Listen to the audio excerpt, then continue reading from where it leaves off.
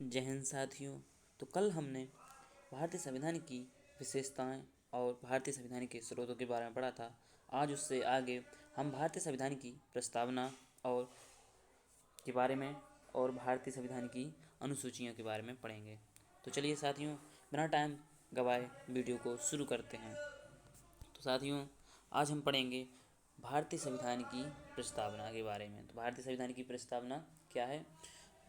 भारतीय संविधान की प्रस्तावना के बारे में पढ़ेंगे, ठीक है। तो भारतीय संविधान में प्रस्तावना रखने का प्रस्ताव 13 दिसंबर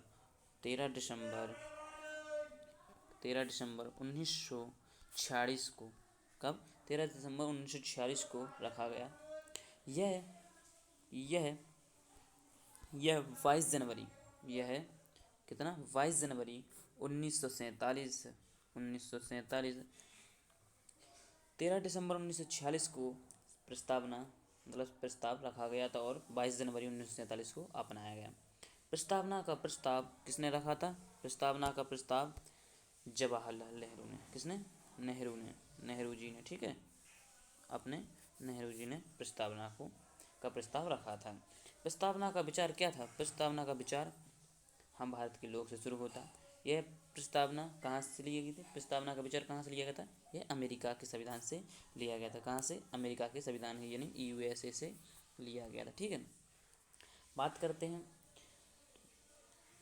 भारतीय संविधान में प्रस्तावना की भाषा, यानी भारतीय संविधान में प्रस्तावना की भाषा कहाँ से ली गई थी? ये ली गई थी ऑस्ट्रेलिया से। कहाँ से? ऑस्ट्रेलिया से, ठीक है। ऑस्ट्रेलिया से लिया गई थी, ठीक है।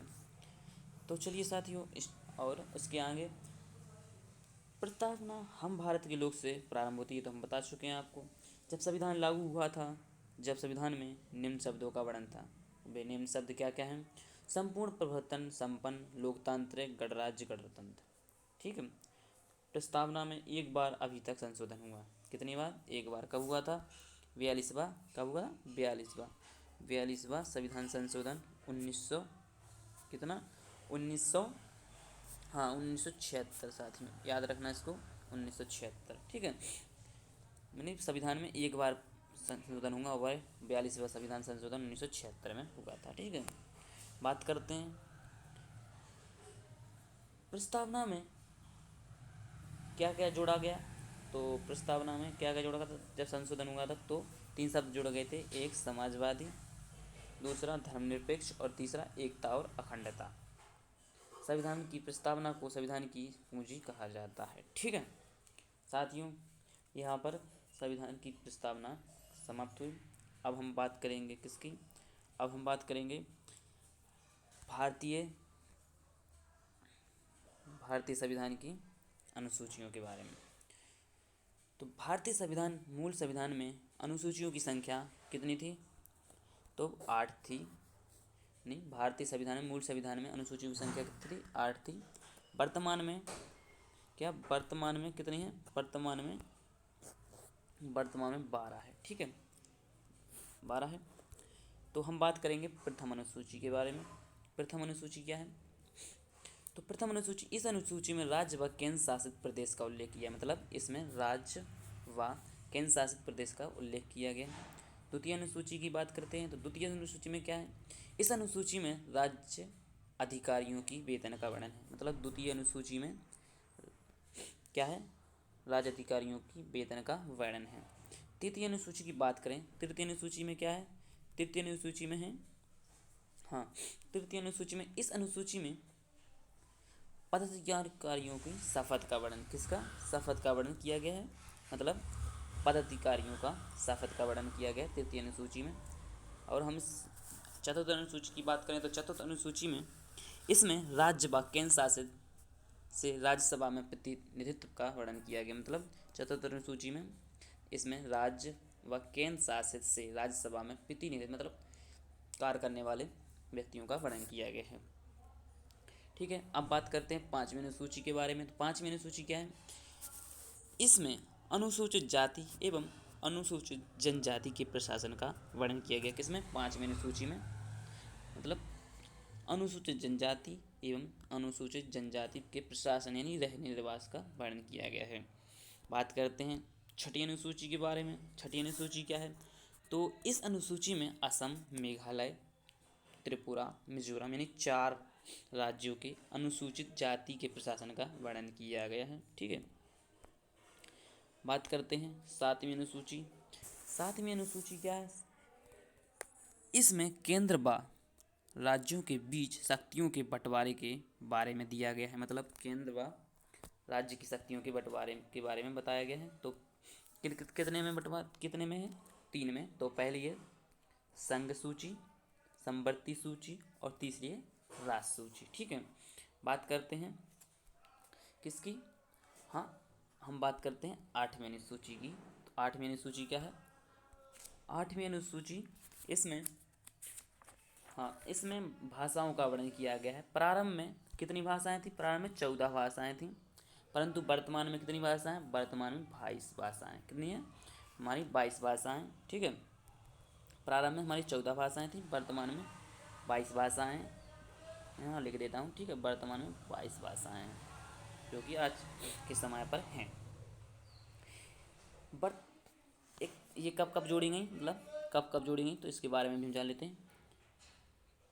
पहली भाषा कब जोड़ी गई थी? 21वें संविधान संशोधन ने कहा, 21वां संविधान संशोधन 1900 कब? 67 में। ठीक है, और कौन सी भाषा जोड़ी गई थी? तो वह सिंधी भाषा। कौन सी? सिंधी भाषा। ठीक है, सिंधी भाषा जोड़ी गई थी। बात करते हैं 71वां संविधान संशोधन। 71वां संविधान संशोधन कब? 71वां संविधान संशोधन 1972। ठीक है, 1992 है यहाँ पर, 1972 नहीं, 1992 में कौन कौन सी भाषा जुड़ी गई? 3 भाषा जुड़ी गई थी। कौन कौन जुड़ी गई थी? तो पहली भाषा जोड़ी गई थी कोंकणी, फिर दूसरी मणिपुरी और तीसरी नेपाली भाषा को जोड़ा गया था। बात करते हैं किसके? तो बात करते हैं 92वां संविधान संशोधन। 92वां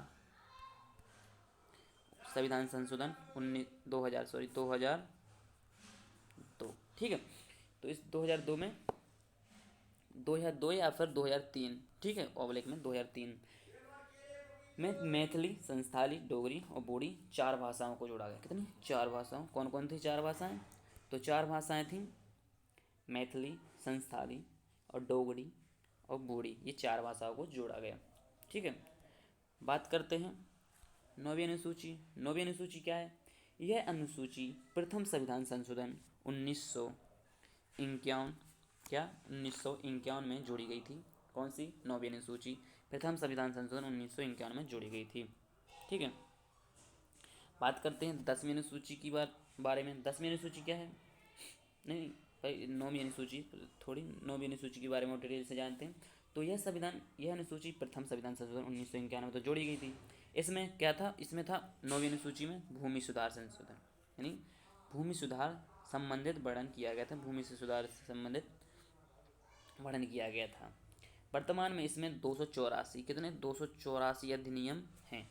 इसमें 9वीं अनुसूची में सन 2007 में उच्चतम न्यायालय ने एक केस में कहा कि 24 अप्रैल 1973 के पहले जितने विषय अनुसूची 9 में वर्णित हैं उन पर न्यायालय कोई समझौता नहीं करेगा।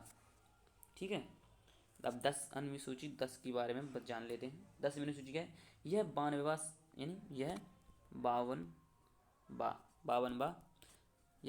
संविधान संशोधन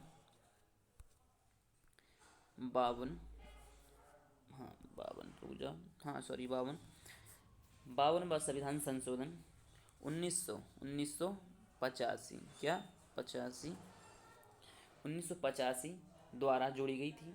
इसमें क्या था? इसमें दल बदल कानून का वर्णन था 10वीं अनुसूची में। ठीक है, बात करते हैं 11वीं अनुसूची। 11वीं अनुसूची क्या है?